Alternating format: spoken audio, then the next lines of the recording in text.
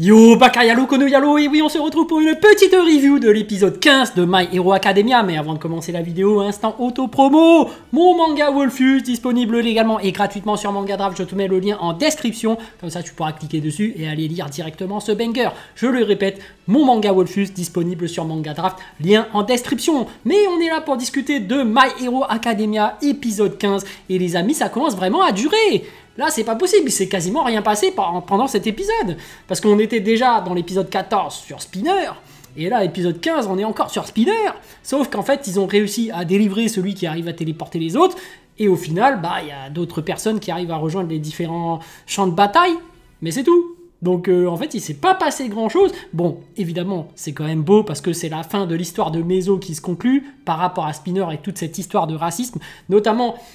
toutes les personnes qui faisaient ces manifestations, qui voulaient délivrer celui qui se téléporte, bah finalement, ils étaient en train de faire leurs émeutes et ils se sont rappelés du discours de Mezo par rapport au fait que, qu'est-ce que vous avez un plan? Est-ce qu'au final, c'est quoi votre priorité? Nous, les héros, c'est de défendre les gens, de protéger les gens. Et vous, c'est quoi? Et une fois qu'ils arrivent à l'hôpital, ils se rendent compte que non, en fait. C'est qu'ils agissaient par la haine, ils cherchaient à se venger, et face à des gens qui faisaient la chaîne, qui sont innocents, qui sont là, un symbole de paix pour aider les gens, parce que les gens qui sont à l'hôpital, c'est ça, hein.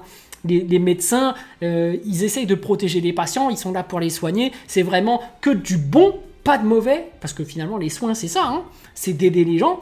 Et finalement, en face de cette situation, bah, tous ceux qui manifestaient se rendent compte de leurs conneries, et finalement ils arrêtent, et finalement ils se disent bah en fait Mezo il avait raison, et c'est ça qui est beau au final, c'est que Mezo a réussi à leur faire reprendre conscience, et qu'avec un discours on peut changer les gens. Parce que ce n'est pas uniquement avec de la violence, ce n'est pas que par la force, mais c'est par la puissance des mots, on arrive à raisonner les gens, et finalement les gens s'arrêtent, même si au final on sait très bien qu'une personne comme Spinner, elle a reçu énormément de discrimination, de racisme, et que ces gens-là manquent de reconnaissance, et qu'à force d'être plongés dans la souffrance, dans l'ignorance, dans la douleur, avec aucune voie échappatoire, tu ne peux que manifester ton mal-être par la violence. Parce que finalement, par le discours, on ne t'écoute pas. Mais, et c'est comme ça que les autres font la même chose. Ils se sont identifiés à Spinner et du coup se sont tous révoltés et ont commencé à manifester. Et ce n'est que maintenant qu'ils sont entendus. Et ça a quand même fait réaliser aux gens de la police, aux gens des humains, ils ont commencé à réaliser qu'il y avait une véritable souffrance au sein des hétéromorphes. Mais voilà, il aurait fallu cette manifestation, il aurait fallu ce drame pour qu'ils puissent tous réagir et se rendre compte du problème. Mais c'est beau que Mezo, que ce soit l'un des leurs qui réussissent à calmer le jeu. Et c'est toujours ça, hein, lors des émeutes, c'est que c'est de la vengeance, enfin, c'est de la manifestation de mal-être par la haine. Et malheureusement, ça ne peut qu'engendrer de la haine. Parce qu'en réalité, si ensuite il y a du racisme, bah, c'est par rapport aux humains qui ont vu ce qu'ont fait ces hétéromorphes, de la violence pure, et vont avoir peur, et forcément la peur va engendrer de la violence et même du racisme, et c'est ça le problème, c'est qu'on est dans un cercle maléfique, un cercle de la haine. Donc malheureusement, c'est ça, c'est que d'un côté, enfin, ça se termine jamais par rapport au racisme, et malheureusement, pour combattre ce fléau de racisme, bah, c'est très compliqué, hein. Malheureusement, on n'a pas vraiment de solution, même à l'heure d'aujourd'hui. On sait très bien qu'il y a toujours des mêmes problématiques. Des gens vont dire c'est parce qu'ils sont nés ainsi qu'ils sont mauvais, alors que non, en fait, l'origine n'a rien à voir dedans. C'est par rapport à tout ce que tu vis. Donc bon. De toute façon, il n'y a pas de solution au problème. Mais il n'empêche que Spinner, lui, a été seul. Il agissait tout seul dans son coin.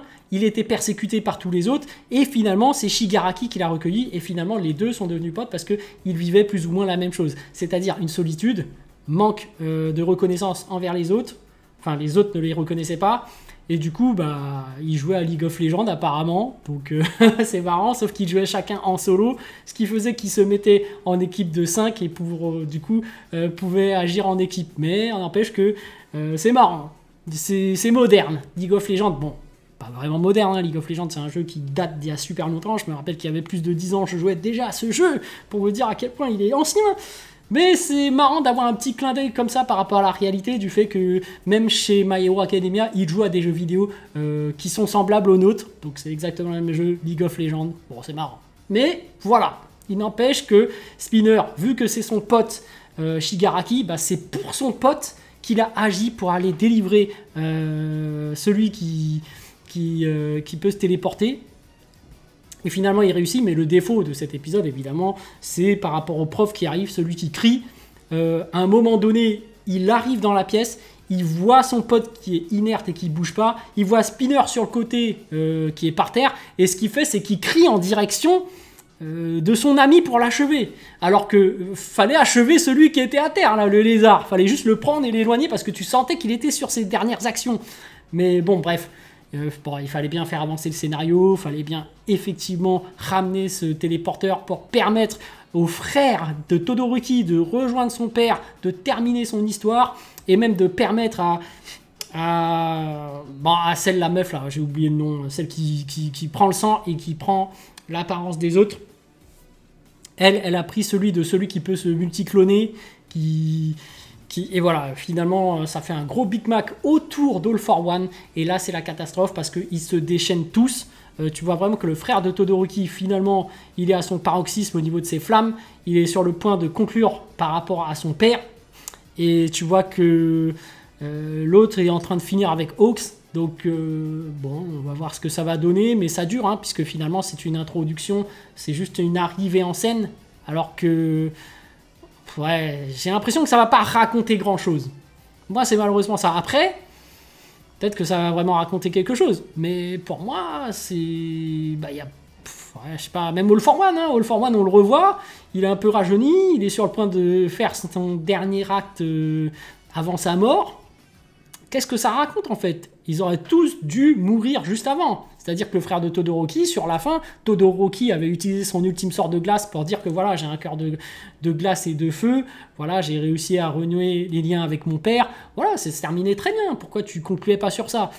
Peut-être que, voilà, moi, mon avis pour le futur, c'est que le frère de Todoroki, eh ben, il va retourner sa veste, il va dire, ouais, comme il recherche la reconnaissance de son père, sur son dernier acte, il va peut-être l'aider. Il va se dire, attends, je vais utiliser l'ultime flamme ultime, et finalement, il va éclater tous les multiclonages de, de l'autre qui peut se dédoubler à l'infini, là, et de la meuf. Donc, bon, après, c'est qu'une prédiction, j'ai pas vu la suite, je ne sais pas à quoi m'attendre.